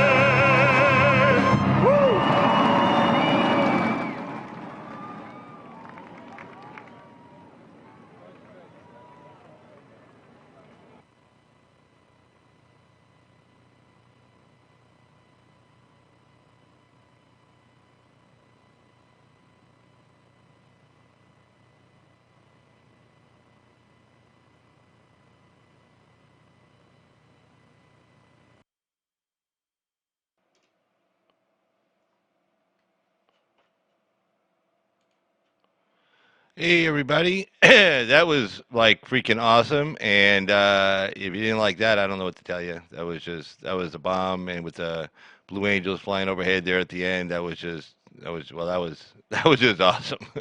Okay, I mean there's no way to describe that. That was just awesome. So I'm glad everybody liked it and stuff. We're going to continue on here with our live call-in show. Somebody wants to call in and say what they thought about it. I pulled up a story here regarding the protests. Supporters clashing on the mall. You'll read. I'll read in the story. Like the Trump supporters were yelling back at him, calling them libtards and stuff like that. But I mean, that was just a great show. You know, all the Democrats were saying, you know, they were just trashing this. Let's see here. Yeah, I mean, they were just, you know, the Democrats on the Hill were just bashing the plans. But as you saw, I mean, even with the rain, I mean, that place was packed. I mean, that was packed all along the water there, from all the way from the Lincoln Memorial all the way up to the Washington Monument. And, you know, even with the rain, people were coming out and support it. The fireworks will be on later, I guess, when it gets dark. So let's see, it's 7:30 East Coast time right now. They'll probably, I don't know, you know, generally if you start fireworks, generally it'd be probably around like 8 or 9, I would assume, or something like that. But yeah, I totally agree, Rocky. Yeah, I mean, we're both blessed and very fortunate at the same time for President Trump. You know, I said it. You know, I'm not. If you, people who watch this site a lot, who come on to my channel, they know I'm not prone to hyperbole, and I don't exaggerate things. And you know, and I'm definitely, like I said the other night. I think I said, you know, I support our president. You know, I'm not a cheerleader though, and you know, I'm not. What did I say? I'm not a groupie. I think that's what I said. Yeah, I wasn't a groupie. But you know, with that said, you know, you look at all the accomplishments he's done just in 2.5 years. 2.5 years. And I was very fortunate. I got the first president I got to vote for when I was old enough was Ronald Reagan in 1984. I turned 18 in 1983, and I was able to cast my vote for him in 1984. And I was very happy I got to do that. I was very happy I was born just, you know, what I was, not a few years later, and I would have not been able to vote for him. But you know, but with that said, you know, the accomplishments that President Trump has done in just 2.5 years. I mean, he's the greatest president of my lifetime. I mean, just you look at the way he's handled foreign affairs, the way he's, you know, gone to Europe. You know, like, you know, the tough talk he used with the Europeans, they used to use behind closed doors, and it would get nowhere because the Europeans knew that there's no way that, you know, a U.S. president would come out publicly and deride an ally, you know, like the Europeans, the EU, the Germans, the French, the British, whoever. And so they always knew that, and because they knew they'd catch political hell for it back home. And Trump's like, yeah, I'm going to catch hell for this back home. Remember, he did. You know, it's like, oh, how can they talk? How can he talk to our allies like this? You know, but the main reason why he was talking to them publicly because he wanted to publicly shame them, and he wanted to let the whole world know that, hey, you know, we're picking up the tab for, you know, defending you guys. And you know, while we're paying in both blood and treasure, you know, you guys go ahead and, you know, badmouth us every chance you get. Well, that's enough of that. That ain't gonna happen anymore. And you know, guess what? If you don't ante up some money, we might just pull out of NATO. And everybody's, oh, you can't pull out of NATO, this greatest, you know, alliance in the history. Yeah, with us paying for it. You know, we have to pay the Germans to be in their country to protect them. I want you to think how stupid that is, how ridiculous that is. You know, we're paying them to be there, and not to mention our servicemen and women who are there. Let's be honest; they get their paychecks. A lot of these people are single. You know, they go out in town, they buy things, they spend money in these towns, they bolster the local German economies by being there. And you know, we get no thanks. You know, instead we get called names, we get derided. You know, oh, you Americans, you're just warmongers, this that, and the other. It's like, yeah, well, you want us there to protect you, and you know, it's funny that, you know, Obama was begging the Europeans for years to pay more money towards their own defense to meet that. I think it's what 2% GDP, 2% of your annual GDP for defense spending, and they would never do it. They would say they were making promises. Oh yeah, we'll get around to it. And they never would, figuring he would never go public with it. Well, Trump gets in and just says, "Screw you, we're going public," and he went public and he went loud. And then when it came to trade and stuff, I mean, when he talked about, you know, the Europeans, like, we charge I think 2.5 percentage points, you know, for cars that are imported, you know, from Europe into the United States, and the Europeans charge 10% for all American-made cars imported, you know, into Europe. You know, well, that's unfair. and he was going to do something about it. And he was loud about that too. And everybody says, "Oh, the Europeans aren't gonna negotiate with Trump." Well, shit, the head of the EU got on a plane, flew all the way from Brussels to D.C., with no advanced planning, and said, "I'm going to go meet with the president." And he went right to the White House, and he had a couple of meetings one really long meeting with the president, and they worked out a deal. But he came over begging for a deal, saying, "No, no, no, please don't put any tariffs on us. Please don't do that, and we'll work something out." They worked something out, and they got it done. You see that going. You see that he's worked out deals with South Korea, Japan, obviously Mexico and Canada. He ended the TPP. We got rid of that. That was going to be a disaster for American manufacturing jobs. Pretty much turned us into a third world country, where we would just be, buying everybody else's stuff, and and then borrowing money from them to buy their stuff. Basically, we'd be like the way the British Empire treated their colonies. Including like India. They used to what they did with India, where they would buy their raw materials from India at a pretty cheap price, like cotton, and then take it to Manchester and Liverpool, make clothes out of it, sell it back to the Indians. Well, they only paid $1 for say they paid a pound or $1 for the cotton, and then they sell the manufactured goods back to them. It costs $10. And there's, the Indians are at a $9 shortfall, and then they say, "Oh, well, we'll help you out with it. We'll loan you money, so you can buy our stuff." And that's, of course, that's Gandhi recognized that was a disaster. Gandhi wasn't just like this, kind of hippie dude, walking around in sheets. Gandhi was a practicing attorney when he lived in South Africa. And, this guy was intelligent. He understood economics, and he understood the economy of what Britain was doing to India, and by, having to do that. And well, that's what TPP would have done for us. That's what NAFTA was doing to us. That's what all these trade deals were doing to us. We're just, the world's suckers. We buy your stuff, and we don't have the money. You loan us money, so we can buy it. Well, that's there's no future in that. We have no future if that's the way it was going to be. And he put a stop to that. He said, "Okay, stop." And he's doing the best he can to put the brakes on. But this thing's been going on for 50 years. These tariffs regarding the Europeans, they were put in place initially to get Europe back on its feet after World War II. Okay, World War II ended in 1945. I mean, there's very few living veterans from World War II. That's how long ago it was. You're talking, 60, 70, 4 years ago.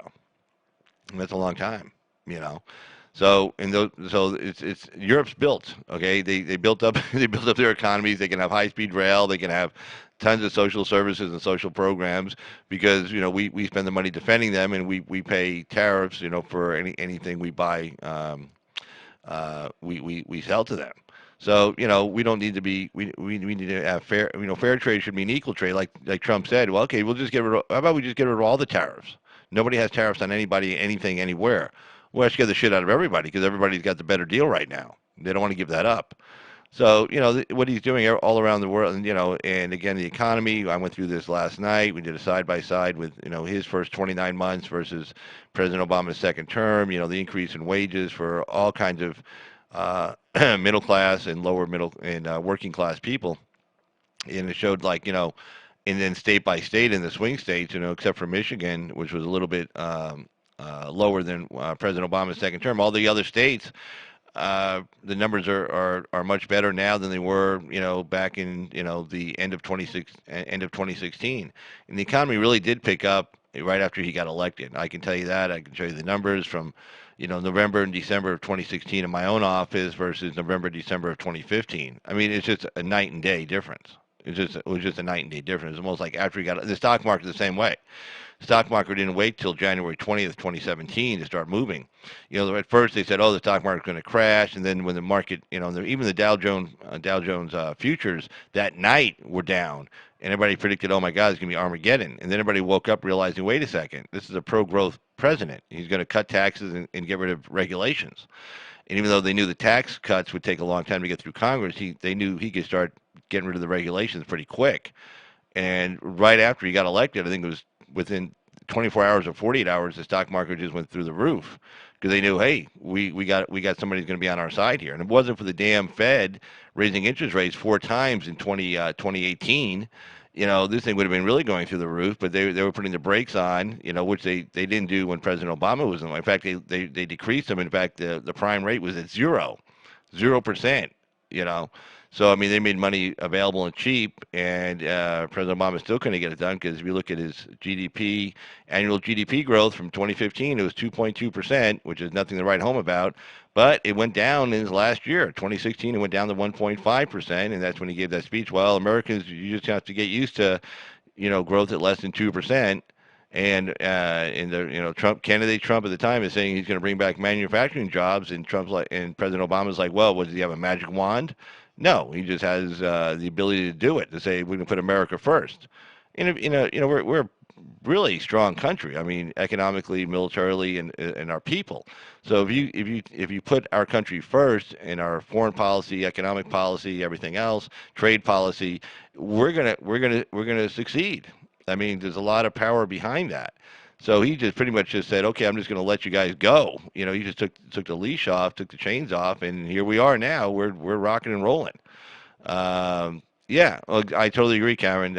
I totally agree. I mean, they were talking about inflation, but inflation was hitting that 2% mark. Well, again, they need to raise that mark up beyond 2%. But it when it started moving, and then, in December they were talking about even raising again in January of 2019. And somebody said, "Hey, stop doing this shit. This is crazy." And they didn't cut them in June, but everybody's expecting that they'll cut rates in July. So that'll hopefully give a little bit more of a boost as well to the economy. So, but yeah, like the Capitol Hill Democrats were just bashing this. I mean, I was watching some of MSNBC, and Mark Dice covered this earlier this morning as well. He was showing a montage of people saying, "Oh, this is terrible" and stuff. And what I showed earlier, and I'll show now. In fact, let me put this up here. I'm going to show you a clip from Bastille Day, which is the French version of our Independence Day. Bastille Day was July 14th, 1789. That's when they stormed the Bastille prison, which held all the political prisoners and stuff, and the king would torture the people there, and it was just a despicable place. Anytime a family or friend was taken to the Bastille, it was like they knew they weren't coming out, or they're coming out, they're going to be missing fingers, toes, whatever. It was torturous, and everybody says, "Oh, gee, having this military there, it's like Kim Jong with his big parade, or the Soviet Union with their May Day parades, or the Chinese with their big parades." And they kind of left out the French. And remember, Trump got his inspiration from this when he was in France, and he was watching with Macron. He's watching, well, not, yeah, I think I'm pretty sure it was Macron. He's watching their Bastille Day celebration in Paris. And he saw all the military equipment out there, and the French were all cheering and stuff, and the French soldiers looked really proud and everything. And he's like, "Well, gee, can we do something like this?" I mean, he wasn't over in Red Square in Moscow saying, "Hey, this looks good, let's do that." No, he was over in Paris. Well, last time I looked, the French aren't known for being a bunch of warmongers, and Macron is not known for being some kind of dictator, albeit one could argue that from a globalist point of view. But it was the French. Well, I mean, let me show you the Bastille Day celebration from July 14th of just last year. And again, this gave Trump his inspiration, saying, "Hey, we should do this too." Let me just show you this here.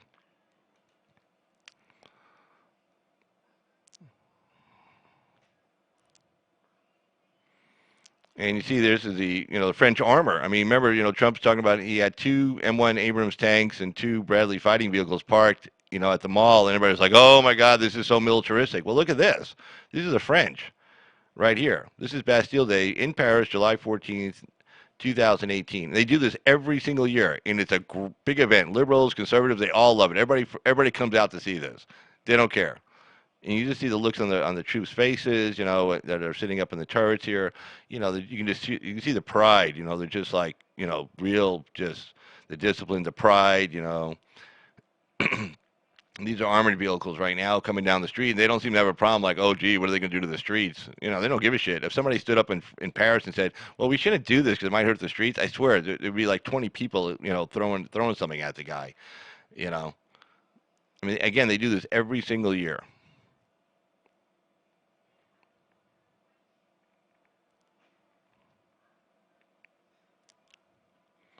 And here's the main battle tank. Again, they didn't have a problem running down their main battle tanks. I mean, more than just one parked on the side of the road. This is like driving it down the main thoroughfare right there.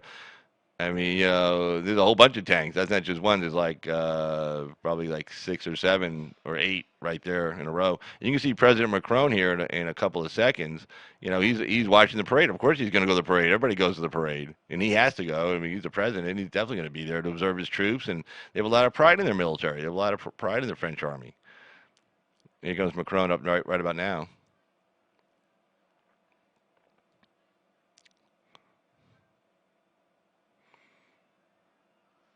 So I mean, there's nonsense that you know, we can't do something like that, or it's militaristic, or it's dictatorial. If Trump wants to do it, it's a bunch of nonsense. I mean, again, the French do it. you know, so so the Democrats, yelling and screaming about it, it's just a joke. But pound forward salute. It's at least two beers short. But let's see what the Democrats were saying real quick about this. Let's take a look real quick here.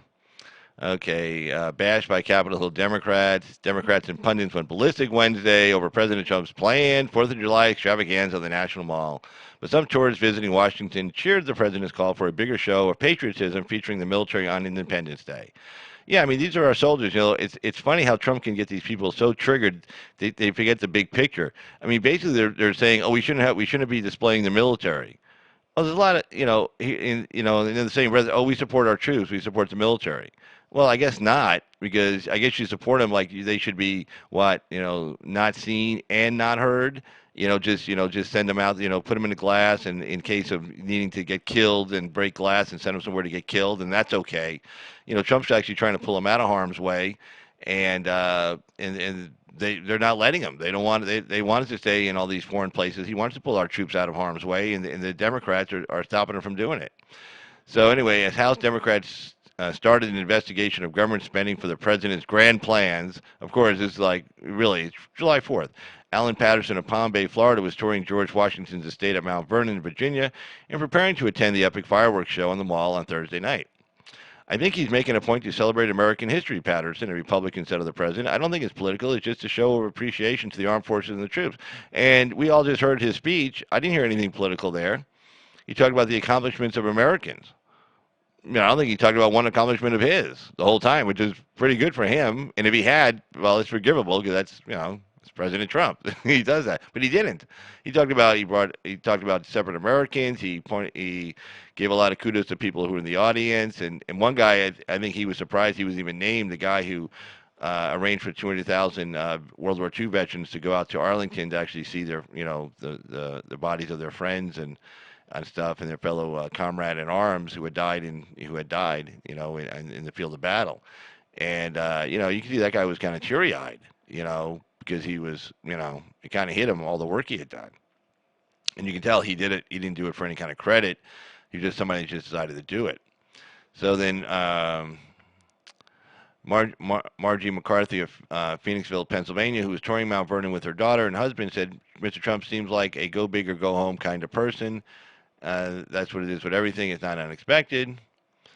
Let's see.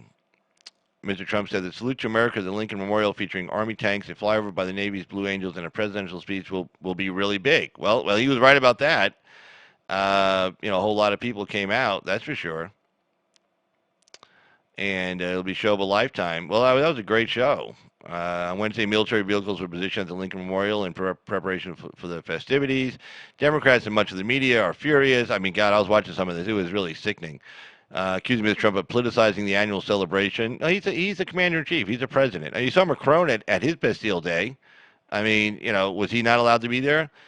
Chris Matthews and MSNBC said Trump's vision for Independence Day bears a close resemblance to the chest-thumping displays put on by authoritarian regimes like China. Well, I just showed you Bastille Day from last year, and guess what? They're getting ready to do it again. This is, July 14th is like right around the corner, like 10 days away.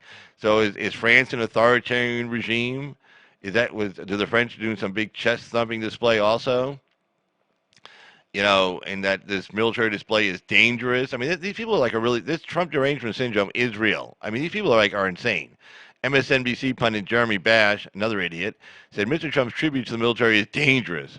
It's fundamentally un-American, Bash said on Hardball. It politicizes a nonpartisan celebration of we the people, of our declaration.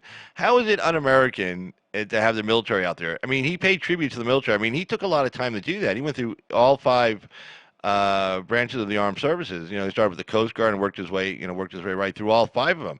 And each had a separate song, each had a separate display. You know, I mean, trust me, each of those branches, I'm sure we're really proud of the fact that each of them got mentioned, each of them got to put on, you know, show off their stuff. Like, hey, this is us. This is, you know, what we do for you guys, you know. You know, I mean, we pat football players on the back. We hold parades for them when they win the Super Bowl and stuff. Well, shit, whatever those high-paid, overpaid football players are doing on a Sunday afternoon, it doesn't compare to what our military does for us every single day. You know, I mean, you know, somebody might get hurt at the game, and still get paid a shitload of money while they're hurt, by the way, versus, you know, somebody could get killed, you know, on a daily basis. A lot of dangerous things happen in the military, even if you're not in combat. You know, anybody who's been in the military will tell you that. The top House Democrat with oversight over the National Mall said Wednesday she will probe the administration's decision to shift money to pay for the celebration. Representative Betty McCollum, idiot, Minnesota Democrat and chairwoman of the subcommittee that oversees National Park Service spending, called the president's plans to tap park user fees absolutely outrageous. Why? It's July 4th. You got something better else you're doing? These fees are not a slush fund. They're meant to improve our national. Yeah, well, a lot of people get to come out to the. It's okay, like. Nobody likes. I mean, look. I like to go hunting. I haven't been hunting in a while, and nobody likes to see animals in zoos. I mean, because they're not out in the wild. But the reason why we have zoos, the reason why we put animals in enclosures and have people go out to see them, is so they can have more respect for those animals and to help, you know, and to donate money to preserve them. That's why you want people to have contact with animals in zoos. Not everybody can travel to Africa or Southeast Asia or South America to see every animal in the world. So you have a zoo. And yeah, it would be nice if they're out in the wild, but by having people come and see these animals, it gives them a greater appreciation for the animals, makes them more supportive of them, and maybe helps them, you know, donate some money to preserving their life out in the wild and to stop poaching and things like that. The same thing with, you know, when the military puts on a display. It reminds people when you say, oh, let's go to war, you get a lot of war hawks out there. Oh, let's just go to war. Well, this reminds you, well, these are the people you're saying let's send over there. It's not just some innocuous army. Okay, these are people. These are our fellow citizens. And that's why it's good to have, you know, these military displays. And like the Blue Angels flying, well, they do air shows all across the country. Nobody bitches about that. Yeah, try bitching about that. Say we should stop the Blue Angels from flying, you know, doing air shows around the country, or the Thunderbirds. Yeah, see how well that goes over. You know. I mean, really? I mean, hell, I was at the Rose Bowl parade, oh, God, maybe 20 years ago, I guess now. And they had maybe about almost 20, I guess. And, you know, they had a B-2 bomber fly over. Nobody bitched about that. Everybody loved it. I mean, it's not, you know, there's not a lot of conservatives necessarily at the Rose Bowl parade, you know, staying up all night. There's a lot of liberals in Southern California. And everybody was cheering. I mean, nobody said, oh, I didn't hear anybody go, oh, this is terrible. Oh, why do we have this military plane flying over? You know, I mean, when that B-2 came over, it was crazy. It was insane. And everybody cheered. Nobody said, oh, this is a bad idea. So, I mean, you know, putting our military on display to let the American people know, and it's a way for the American people to say thank you guys. You know, again, we have big parades and stuff for the people who win the Super Bowl and the World Series, and we pat them on the back, and they give them all kinds of accolades and praise. Well, why don't we praise these guys once in a while? That's not a bad thing. The French do it. You know, why can't we? And then Trump downplayed the cost of the event. He goes that it will be very little compared to what it's worth. I agree. We own the planes. We have the pilots. The airport's right next door, Andrews. All we need is the fuel. We own the tanks and all. Fireworks are donated. Yeah, two guys donated like $750,000 in fireworks. The two big firework companies. So, you know, they're good to go on that. Let's see here.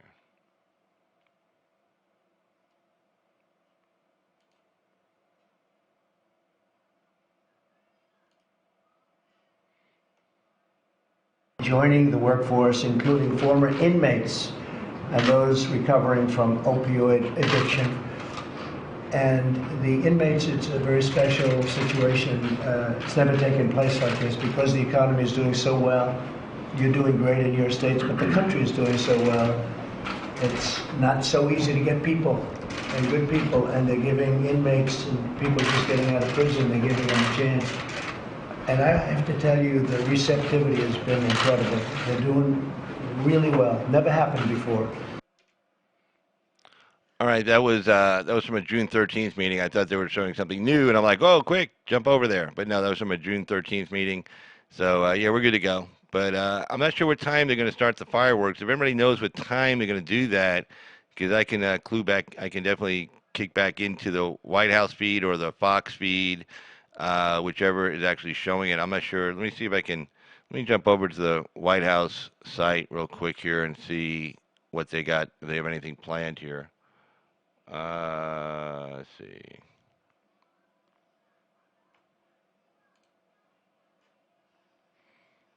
No, it just says it just says live stream starting soon. Well, no, actually that was the previous feed. Okay. Let's see.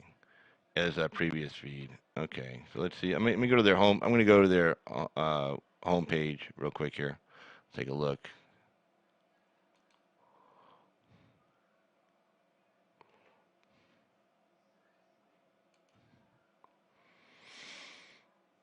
Let's see. Let's see.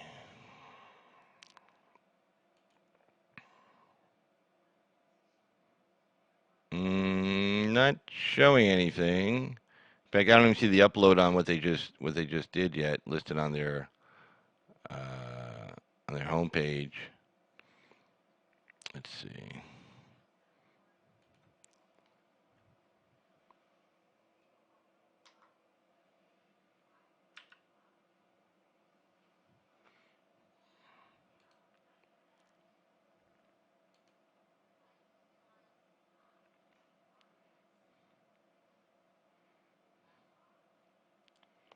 Let's see.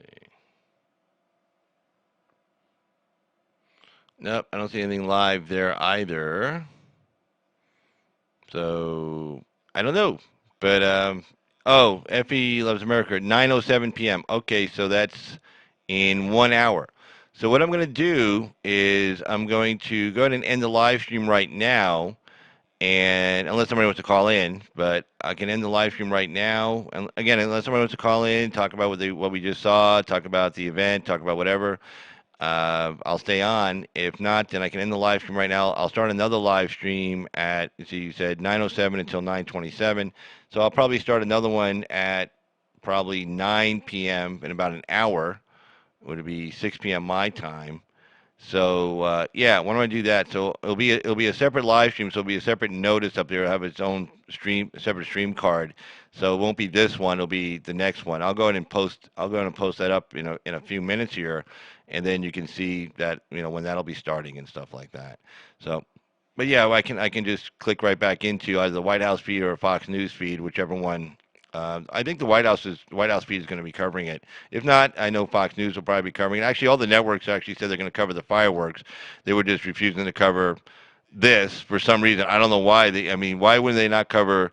I mean, they missed out on all the accolades to all the Americans, citizens. Org. Let me check that out real quick here. Washington org visit 1 D.C. Let me see.